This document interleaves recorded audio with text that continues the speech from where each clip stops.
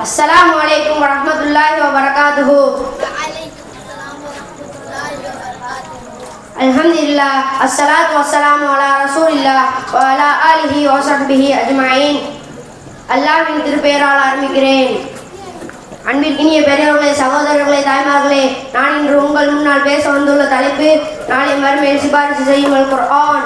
நாளை மறுமையில் நமக்காக வேண்டி யாரும் பரிந்து பேச மாட்டார்களா, சிபாரிசு செய்ய மாட்டார்களா என்று ஒவ்வொரு மனிதர்களும் ஏங்கி தவிக்கக்கூடிய நேரத்தில் நாம் இந்த உலகத்தில் குர்ஆனோட அழகிய தொடர்பில் இருந்தால் அந்த குர்ஆனே நாளை நமக்கு பரிந்துரை செய்யும். இந்த மண்ணுக்கும் விண்ணுக்குமான தொடர்புகளில் மிக முக்கியமானது அல் குர்ஆன் தான்.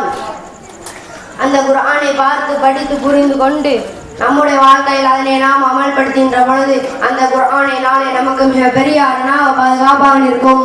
அதனை பற்றி அல்லாஹ்வின் தூதர் ஸல்லல்லாஹு அலைஹி வஸல்லம் அவர்கள் கூறுகின்ற பொழுது, நீங்கள் குர்ஆனை ஓதுங்கள், நிச்சயமாக அது நாளை மறுமையில் அதை ஓதுவதற்கு பரிந்துரை செய்யும் என நபி ஸல்லல்லாஹு அலைஹி வஸல்லம் அவர்கள் கூறுகின்றார்கள். குர்ஆனை ஓதி அதன்படி அமல் செய்தவரையும் குர்ஆனையும் நாளை மறுமையில் கொண்டு வரப்படும். குர்ஆனின் 2 சூறாக்கள் அல் பக்ரா, ஆலு இம்ரான் முன்வந்து அந்த இரண்டையும் ஓதியவர்க்காக அல்லாஹ்விடத்தில் வாதாடும் என நபி ஸல்லல்லாஹு அலைஹி வஸல்லம் அவர்கள் கூறினார்கள். உங்களில் சிறந்தவர் குர்ஆனை கற்று அதை பிறருக்கு கற்றுக் கொடுத்தவர் என நபி ஸல்லல்லாஹு அலைஹி வஸல்லம் அவர்கள் கூறினார்கள். குர்ஆனை உரிய முறையில் ஓதி அதன்படி செயல்பட்டவரையும் நாளை மறுமையில் சங்கையான உயர்ந்த மரபுகளுடன் இருப்பார். கஷ்டப்பட்டு திக்கி ஓதியவருக்கு 2 மடங்கு கூலி கிடைக்கும் என நபி ஸல்லல்லாஹு அலைஹி வஸல்லம் அவர்கள் கூறுகிறார்கள். அல்லாஹ்வுடைய வேதத்திலிருந்து குர்ஆனிலிருந்து யார் ஒரு எழுத்தை ஓதுகிறாரோ அவருக்கு 1 நன்மை கிடைக்கும். 1 நன்மை செய்தால் அதில் 10 மடங்காக்கப்படும். அலிஃப் லாம் மீம் என்னும் ஒரு என்று நான் கூற மாட்டேன்.